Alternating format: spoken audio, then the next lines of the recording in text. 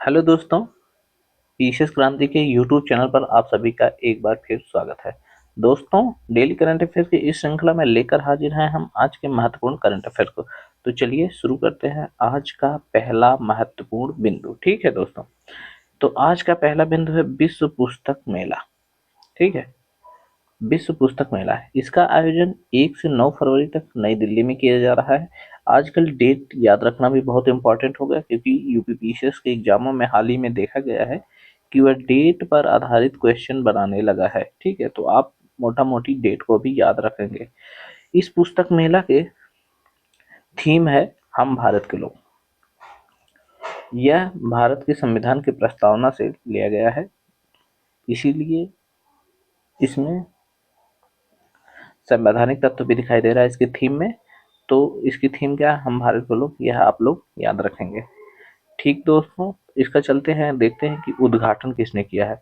तो विश्व पुस्तक मेला का उद्घाटन राष्ट्रपति द्रौपदी मुर्मू द्वारा किया गया है। ठीक, और इसका फोकस देश रूस है। तो आप इन 3-4 बिंदुओं को बहुत ही अच्छे से याद रखेंगे। और भागीदार देशों में देख लेते हैं, तो इसमें 50 से अधिक देश भाग लिए, जिसमें France, Argentina, Spain, UAE, Qatar आदि महत्वपूर्ण देश हैं। तो आप इन चारों बिंदुओं को ही याद रखेंगे। यह महत्वपूर्ण क्वेश्चन है, इससे रिलेटेड क्वेश्चन पिछले यूपीपीसीएस में आ चुका है, तो आप इन सब चीजों को ध्यान रखेंगे। दोस्तों चलते हैं, अपना देख लेते हैं दूसरा महत्वपूर्ण बिंदु, गरिमा से मृत्यु का अधिकार। दोस्तों, गरिमा से मृत्यु का अधिकार लागू करने वाला प्रथम राज्य कौन बना है? तो यह कर्नाटक सरकार द्वारा हाल ही में गरिमा से मृत्यु के अधिकार को लागू करने का वाला भारत का प्रथम राज्य बन गया है। कर्नाटक सरकार ने इसे एससी सुप्रीम कोर्ट के 2023 में दिए गए फैसले के आधार पर लागू किया गया है। तो आप यह ध्यान देंगे किसके आधार पर? तो एससी के यानी सुप्रीम कोर्ट के 2023 में दिए गए फैसले के आधार पर इस अधिकार को लागू किया है। तो गरिमा से मृत्यु का अधिकार लागू करने वाला प्रथम राज्य कौन बन गया भारत का? तो कर्नाटक बन गया। आप लोग इस बिंदु को याद रखेंगे। ठीक है, ये महत्वपूर्ण बिंदु है। चलते हैं अपने अगले पॉइंट की तरफ। अगला पॉइंट है खादी एक्सपो 2025। इसका देख लेते हैं आयोजन कहाँ हुआ है। तो इसका आयोजन केंद्रीय संस्कृत विश्वविद्यालय लखनऊ में किया जा रहा है, और इसका आयोजन किया जाएगा 10 फरवरी से। यह बिंदु भी ध्यान रखेंगे, और यह 15 दिन तक चलेगा। ठीक है, इसके आयोजनकर्ता कौन है? तो इसके आयोजनकर्ता उत्तर प्रदेश खादी एवं ग्रामोद्योग बोर्ड के द्वारा इसका आयोजन किया जा रहा है, और यह एक्सपो केंद्रीय संस्कृत विश्वविद्यालय लखनऊ में किया जा रहा है। इसका उद्देश्य देख लेते हैं। तो इसका उद्देश्य है बुनकरों और कारीगरों को सीधा ग्राहक से जोड़ना, यानी कि जो बीच में बिचौलिए आ जाते थे उनको कम करने के लिए यह एक्सपो लॉन्च किया गया है। और ध्यान रखने वाली बात यह है कि इसमें जन जागरूकता को बढ़ाकर बुनकरों और कारीगरों के शिल्पकारों की आय को बढ़ाना भी एक इसका लक्ष्य है। तो इसीलिए यह एक्सपो केंद्रीय संस्कृत विश्वविद्यालय लखनऊ में आयोजित किया जाएगा। अभी आयोजन नहीं किया गया है, यह 10 फरवरी से इसका आयोजन किया जाएगा। तो दोस्तों, आप यहाँ पे एक बिंदु और याद रखेंगे उस टाइम पर, इसका उद्घाटन किसने किया है। तो क्योंकि उद्घाटन वाले क्वेश्चन आजकल बहुत आ रहे हैं, तो आप इस बिंदु को भी नोट डाउन कर लेंगे। ठीक है दोस्तों, तो चलते हैं अपने अगले बिंदु की तरफ। अगला बिंदु है ग्रैमी पुरस्कार से संबंधित है। ग्रैमी पुरस्कार में कई श्रेणियां होती हैं दोस्तों, तो उसमें से एक श्रेणी है new age album. New age album श्रेणी में हाल ही में भारतीय अमेरिकी संगीतकार और व्यवसायी चंद्रिका टंडन, यह नाम याद रखेंगे, ये बहुत इंपॉर्टेंट क्वेश्चन है, और यह क्वेश्चन परीक्षा में आने की संभावना बहुत ज्यादा है। तो चंद्रिका टंडन के त्रिवेणी नामक संगीत को न्यू एज एल्बम श्रेणी में 67वां ग्रैमी पुरस्कार दिया गया है। ठीक है, आप यह बिंदु देख लेंगे, कौन सा 67वां ग्रैमी पुरस्कार किसे दिया गया है? तो भारतीय अमेरिकी, भारत यानी कि यह भारत के नहीं है, भारतीय अमेरिकी है, मतलब भारतीय मूल के अमेरिकी संगीतकार हैं और व्यवसायी हैं। चंद्रिका टंडन के त्रिवेणी के लिए न्यू एज एल्बम श्रेणी में 67वां ग्रैमी पुरस्कार दिया गया है। तो आप यह बिंदु भी ध्यान रखेंगे। ठीक है, चलिए चलते हैं अपने अगले टॉपिक की तरफ। तो अगला टॉपिक है वेनेजुएला के 46वें राष्ट्रपति। हाल ही में वेनेजुएला के 46वें राष्ट्रपति के रूप में निकोलस मादुरो को शपथ दिलाई गई। आप यह भी ध्यान रखेंगे, नियुक्तियों का एक महत्वपूर्ण प्रश्न बन सकता है, तो आप इसे ध्यान रखेंगे। ठीक, चलते हैं अगले बिंदु की तरफ। माउंट ईबू। माउंट ईबू हाल ही में चर्चा में रहा है। तो यह चर्चा में क्यों रहा है, यह याद रखना कि यह चर्चा में इसलिए रहा है क्योंकि हाल ही में यहाँ पे पुनः विस्फोट हो गया है। ठीक है, क्योंकि जो ज्वालामुखी होते हैं, यह एक ज्वालामुखी है, ध्यान देना, यह एक ज्वालामुखी है, उसमें पुनः उद्गार हो गया है, इसलिए माउंट ईबू चर्चा में रहा। तो देख लेते हैं कि माउंट ईबू है कहाँ का। तो यह इंडोनेशिया के उत्तरी मालुकू द्वीप में स्थित है। ध्यान देना है, इंडोनेशिया में, मोटा मोटी क्वेश्चन आएगा तो इंडोनेशिया में स्थित है माउंट ईबू। तो आप इस बिंदु को ध्यान रखेंगे। ठीक है, तो चलिए चलते हैं अपने अगले बिंदु की तरफ। अगला टॉपिक है सिस्टर इना लुकास। सिस्टर इना लुकास सिस्टर इना लुकास कहो या फिर सिस्टर इना कैनाबारो लुकास्को। यह ब्राजील के रियो डी जेनेरियो में रहती हैं। इन्हें हाल ही में दुनिया का सबसे ज्यादा उम्र की जीवित व्यक्ति का दर्जा दिया गया है।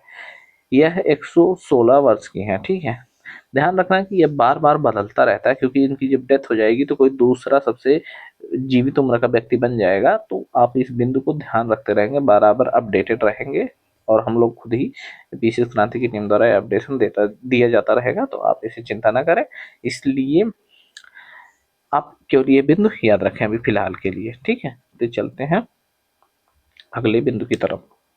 दोस्तों, हाल ही में किस देश द्वारा पर्यटन कर लगाया गया। आमतौर पर पर्यटन में कर नहीं लगाए जाते, क्योंकि लोग अपने पर्यटन को बढ़ावा देने के लिए विदेशी मुद्रा को आयात करने, विदेशी मुद्रा को देश में आने के लिए आमतौर पर लोग को पर्यटन आसान बनाते हैं। लेकिन रूस एक ऐसा देश है जो कि पर्यटन पर कर लगा रहा है। ठीक है, आप ध्यान देखें, इस कर की दर 1% है, और यह कर 1 जनवरी 2025 से लागू हो गया है। ठीक है, तो आप ध्यान देंगे हाल ही में पर्यटन कर लगाने वाला कौन सा देश है, तो वह है रूस। और कर की दर कितनी है, तो कर की दर है 1%। ठीक है दोस्तों, तो चलते हैं अपने अगले बिंदु की तरफ। अगला बिंदु है अमेरिका द्वारा 250 वर्ष यानी 250 वर्ष के बाद राष्ट्रीय पक्षी की घोषणा की गई। अभी तक अमेरिका में लगभग 250 वर्षों से कोई राष्ट्रीय पक्षी के रूप में घोषित पक्षी नहीं था। लेकिन अभी हाल ही में उसके नए राष्ट्रपति द्वारा अमेरिका के बाल्ड ईगल क्या है, मेनली अलास्का और पश्चिमी अमेरिका वाले रीजन में जो पश्चिमी कॉर्डिलेरा क्षेत्र है, सियरा नेवाडा और कास्केड रेंज, इन सब में यह पाया जाता है। तो यहाँ के बाल्ड ईगल को अमेरिका ने अपना राष्ट्रीय पक्षी घोषित किया है। तो आप इस बिंदु को ध्यान रखेंगे। ठीक है, तो चलते हैं अपने अगले बिंदु की तरफ। काला सागर में तेल रिसाव के कारण संघीय आपातकाल की घोषणा की गई। तो आप यह बिंदु ध्यान देंगे, काला सागर में तेल रिसाव के कारण संघीय आपातकाल की घोषणा किसने करी, तो रूस ने करी।